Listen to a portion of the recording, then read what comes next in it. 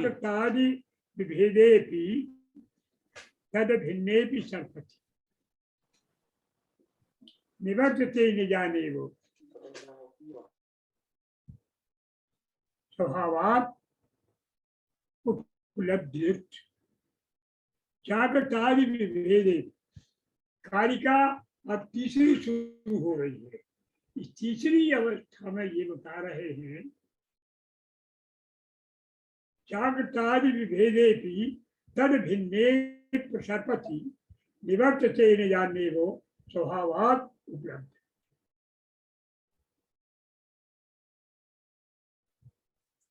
ये बताया है कि योगी की अवस्थाओं में और सामान्य जन की अवस्थाओं में जो एक ही तत्व सतत सर्वदा कार्यशील रहता है, जैसे मणियों की माला में एक सूत्र बराबर रहता है, सतत रहता है, तब तक माला रहती है। तो ये आपकी जागृत अवस्था में, स्वप्न अवस्था में, सुषुप्त अवस्थाओं में, इनके प्रारंभ में, इनके मध्य में, इनके अंत में बराबर जो तत्व रहता है, जो वेदक तत्व। वेदक तत्व किसे कहते हैं? वेदक तत्व वो है जो संवेदनाओं को ग्रहण करता है, इसकी संवेदनाएं हैं और जो समस्त इन संवेदनाओं का स्रोत है वो वेदक तत्व है। वही प्रमाता अनुभव करता है, क्योंकि प्रमाता के भीतर भी वही तत्व है जो अनुभव कर रहा है, और वही प्रलय के भीतर है जो वहां से आपको संवेदन मिल रहा है। तो चाहे वो सुप्त हो, चाहे जागृत हो, चाहे सुषुप्त हो, प्रत्येक अवस्था में वह बराबर वही खाता है। अब आप कहेंगे कि वो मान लीजिए न जागृत है, न स्वप्त है, न सुषुप्त है, वो तो लोष्ट है, काष्ठ है। तो लोष्ट और काष्ठ के भीतर भी, पत्थर के भीतर भी वो इस पर तत्व काम करता है। अब आपको संवेदन होता है कि नहीं होता है, ये आप पर निर्भर है। वो तो वहां है, योगी उसको सतत, जो प्रबुद्ध योगी है वो सतत अनुभव करता है। अब सामान्य जन कहाँ करे? इन अवस्थाओं को कैसे करे? प्रबुद्ध व्यक्ति जैसे आप हैं, जैसे आप हैं, जैसे आप हैं, जैसे आप हैं, ये कैसे अनुभव करें? केवल वे अनुभव कर सकते हैं जो तैयार हैं अनुभव करने के लिए। जो तैयार नहीं है, जो सो रहे हैं, उनको कैसे अनुभव होगा? उनको अनुभव नहीं होगा, क्योंकि जागृत हुए को जगाया जा सकता है, सोते हुए को जगाया जा सकता है, लेकिन जो जो पढ़ाया जबरदस्ती कि हमें तो सोना ही, सो नहीं रहा है, जाग नहीं रहा है, उसको कोई नहीं जगा सकता।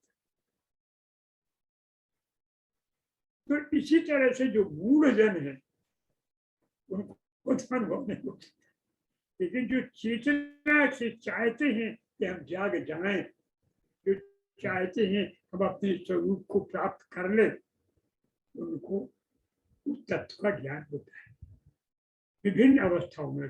कैसे? जागृत अवस्था में, स्वप्न अवस्था में, सुषुप्त अवस्था में, और सुषुप्त के बाद एक अवस्था और आती है, वो तुरीय है, तुरीय अवस्था, और उसके बाद भी एक अवस्था है तुरीयातीत अवस्था। स्वप्न क्या है? तो स्वप्न के विषय में सिद्ध सूत्रों में कहा गया है कि ज्ञानम, ज्ञान क्या है? जागृत। ये नंबर 1 सूत्र है। ये पहले उसका चरण में 8वां सूत्र। एक 8 क्या? जागृत ज्ञानम, ज्ञानम जागृत, ज्ञान जागृत है। कैसा ज्ञान? आपको एक घड़ा दिख रहा है, आपको एक पुस्तक दिख रही है, तो ये पुस्तक जो है वो क्या है जो दिख रही है?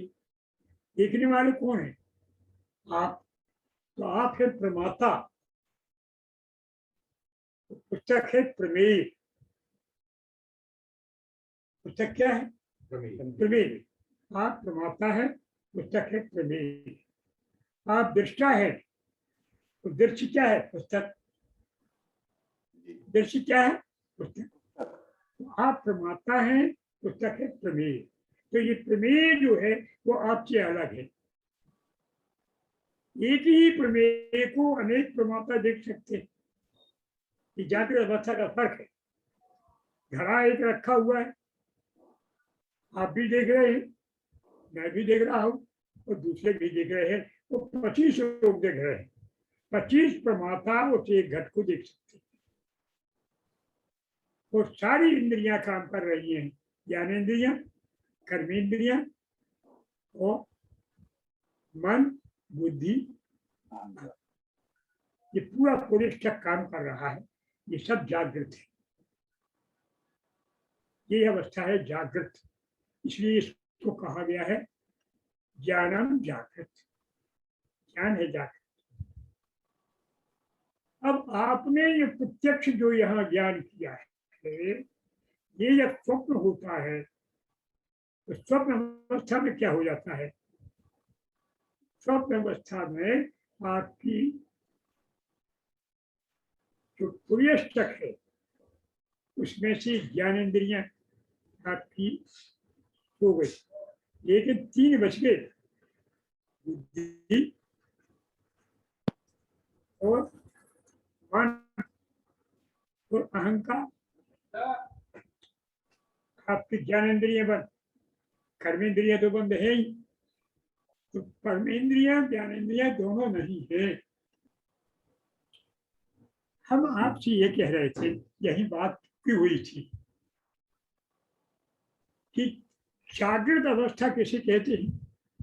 ज्ञानम जागृत सूत्र है, उसकी व्याख्या अभी हम कर रहे हैं कि जागृत अवस्था क्या है। जागृत अवस्था में फिर दोहराते हैं, जागृत अवस्था में पूरा पुर्यष्टक काम करता है। ज्ञानेन्द्रियां कर रही हैं, कर्मेंद्रियां कर रही हैं, मन कर रहा है काम, बुद्धि कर रही है और अहंकार। और इसमें जो आपके सामने आ रहा है वो प्रमेय आ रहा है, प्रमेय प्रधान अवस्था। जागृत क्या है? प्रमेय पद, प्रमेय अर्थात जो जानने योग्य वस्तु है उसका। इस अवस्था में जो प्रमेय होता है उसको सब लोग जानते हैं।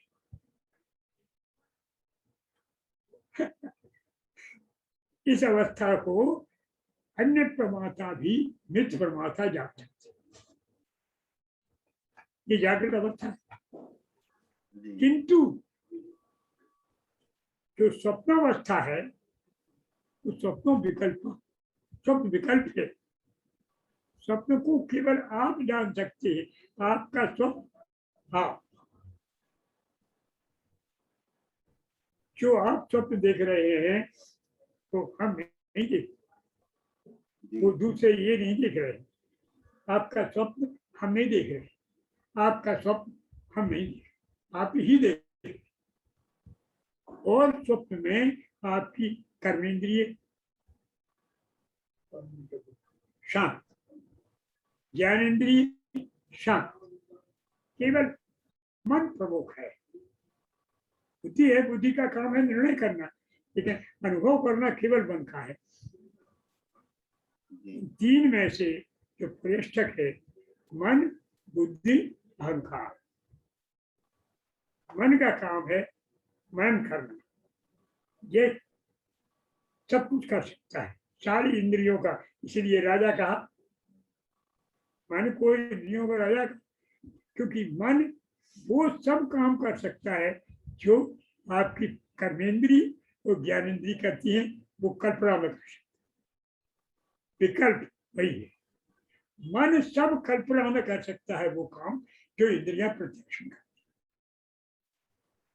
तो स्वप्न में क्या होता है कि मन ही काम करता है। जो पहले के अनुभव हैं वो आपके चित्र में आए हुए हैं, उनको मन ने एक डायमेंशन में, देखिए यहाँ देखते हैं तो आप 3 डायमेंशन में देखते हैं, मन में एक डायमेंशन में दिखते हैं। तो मन में जो चित्त आया है, अच्छा कंट्रोल नहीं है आप पर।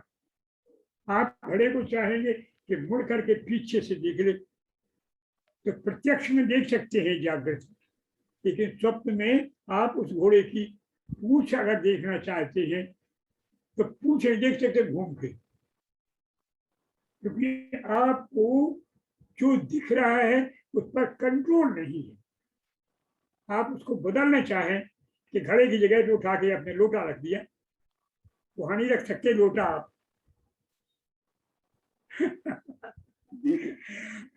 आप एक लड़की का चित्र देख रहे हैं, वो उस समय आप चाहें कि एक लड़के का देखा ले तो नहीं हो सकता, लेकिन प्रत्यक्ष हो सकता है। उसका चित्र हटा दिए, लड़के का चित्र रख दिए, लड़के का देखना है लड़की को देखिए, वहां आपके बस में नहीं है। तो वहां जो आपके विकल्प हैं यही आपके सादृश्य होते हैं। इसलिए ये प्रमाण प्रधान है। कौन सा पद है? प्रमाण। कौन सा पद है? प्रमाण। प्रमाण स्वप्न प्रमाण पद है और जागृत प्रमेय पद है। अब अवस्था आती सुषुप्ति। सुषुप्ति की अवस्था के लिए कहा है अविवेको माया, अविवेको माया विकल्प।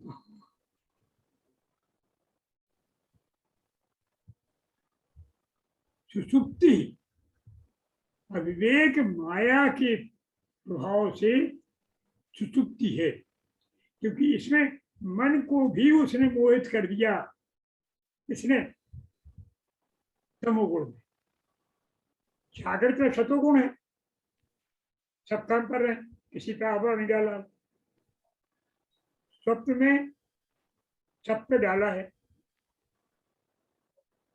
लेकिन मन पर नहीं डाल पाया। इसमें उसने सबको मोहित कर। तो आपका बुद्धि, मन, अहंकार, ज्ञानेन्द्रिय, कर्मेंद्रिय, ये सब मोहवश हो गए, आच्छन्न हो गई, इनके ऊपर ढक्कन पड़ गया, ये मोह में है। अब तो आप पढ़े इसलिए, लेकिन एक चीज ज्यादा जागृत है। कौन? चिति। चिति रे चेतन पदाद गूढ़ा चित्तम। चिति ही है जो चेतन पद से लौट के आई है, तो वो मोहित नहीं हो सकती। माया के क्षेत्र के बाहर है, क्योंकि वो तो शायद महामाया है। ये यहाँ पर जो आपका चित्त है वो जागृत, तो वही आपका केंद्रित हो गया है। तो सारा ध्यान केंद्रित हो गया है स्व में, और उसको याद नहीं है, आपको वो आनंद मिल गया, आपकी थकावट दूर हो गई, आप सुप्ति में है। आप कहते सुख से सोच कि आपको कुछ होश नहीं, जो आपने देखा भी है उसका होश नहीं, तमोगुण है। माया ना छुआ। माया का काम क्या है? माया रीडिंग पावर है, इसको अंग्रेजी में कहते हैं, ढक्कन है, ढकती है, आवरण डालती है। तो ये अवस्था है सुषुप्ति की अवस्था ही गहरी अवस्था है तुरिया। तुरिया में ये संस्कार जो अभी आपका मौजूद था, काय का? मन का। जो मन के संस्कार निहित थे वे बिल्कुल नष्ट हो गए। कतई, और आप तुर्यावस्था पहुंच गए, वहां आप ये वो शुद्ध अवस्था है, वो शुद्ध अवस्था है, शुद्ध चेतना, आप उसकी शुद्ध चेतना की अवस्था है। और उससे ऊपर यहाँ तक तो आप पहुंचे हैं शाक्त साधना में, शाक्तोपाय। अब आप शिव के पास चले जाएंगे तो इससे भी ऊपर उठ जाएंगे, फिर तो शिव हो गए, तुर्यातीत। उसकी बात नहीं कर रहे हम, तुर्या की अवस्था नहीं कर रहे, हम केवल 3 अवस्थाओं की बात कर रहे हैं आपसे, जागृत, स्वप्न, सुषुप्ति। चारम जागृत स्वप्नों विकल्पा अव्यको माया, ये 3 सूत्र हैं, 8, 9, 10, इसके 3 सूत्र की संभोपाय के शिव सूत्र, उनकी ये व्याख्या है पहली। तो यह यहाँ कहा गया है जागृतादि विभेदे थी, जागृत आदि अवस्थाओं के भेद में। जागृत अवस्था अलग, स्वप्न अवस्था अलग है, सुषुप्ति अवस्था अलग है। इनमें भी तद भिन्ने प्रसक्ति, वैसे अभिन्न रूप में, जैसे गुणियों से मिल करके एक सूत्र होता है, वैसे ही जो फैलता है, कौन, जो तत्व, कौन सा, वेदक तत्व, अनुभोक्ता तत्व, अनुभव करने वाला तत्व, ये कौन सा तत्व है,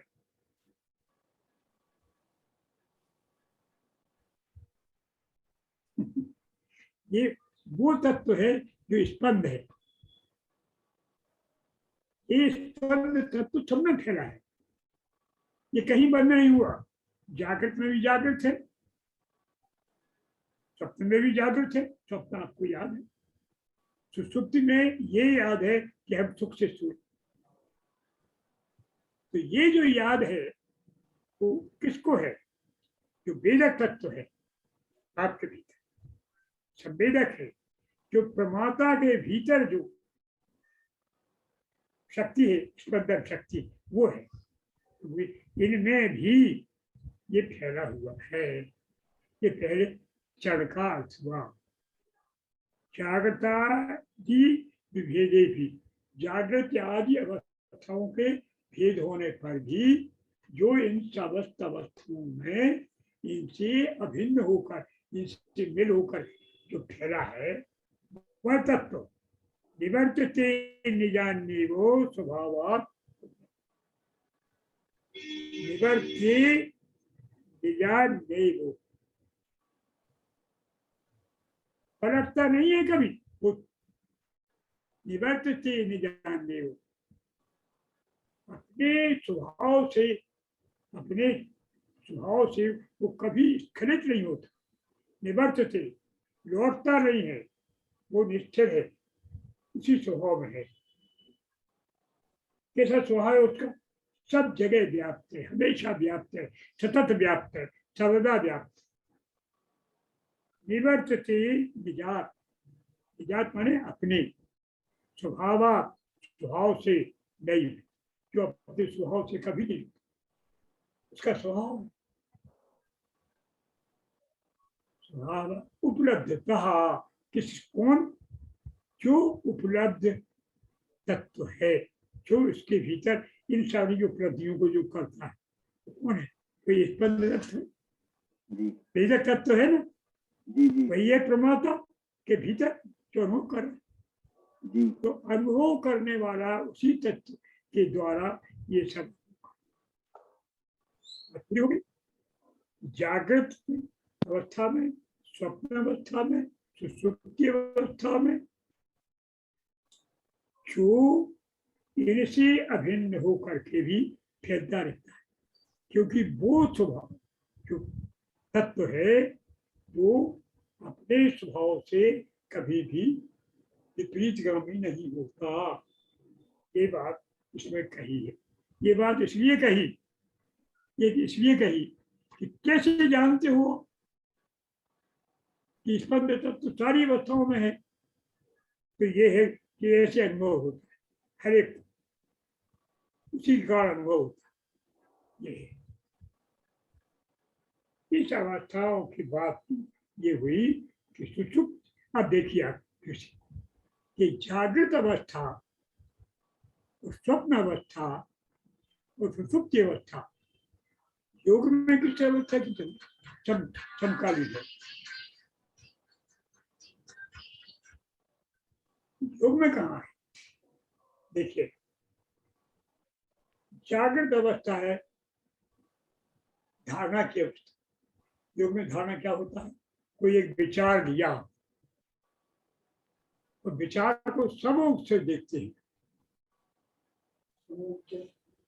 एक विचार है, कोई केंद्र विचार है, तो एक समस्या हल करनी है, तो उस विचार को आपने लिया।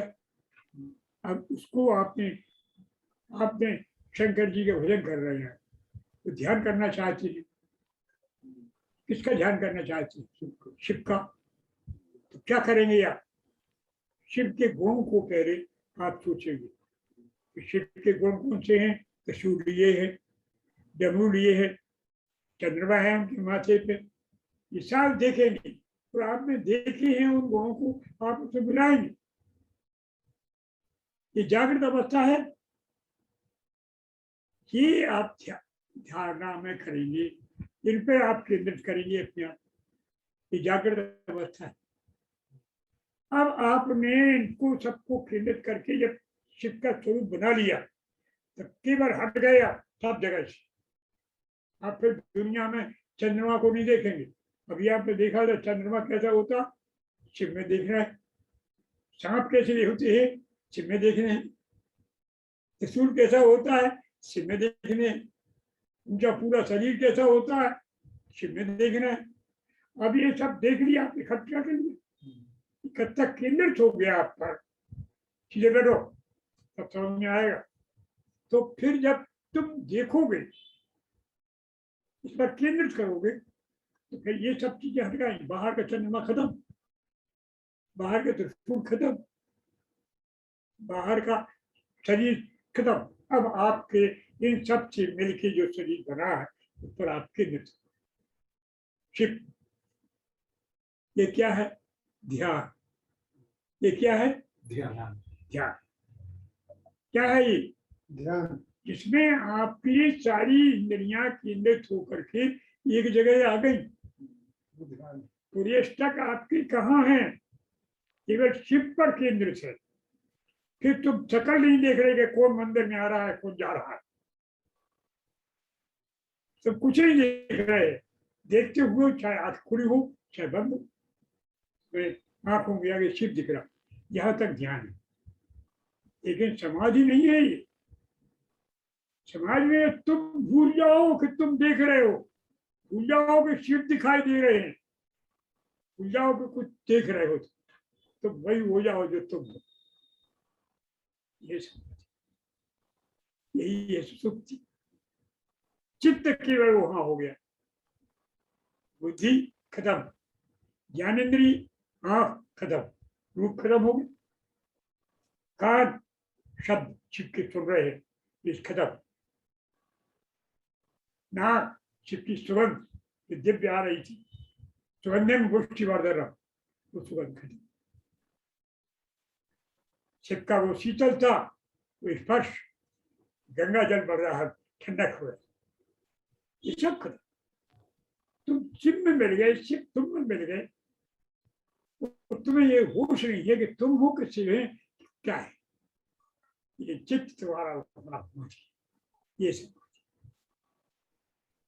इसलिए ये जागृत, स्वप्न, सुसुप्ति, धारणा, ध्यान और समाधि के सब तुल्य है।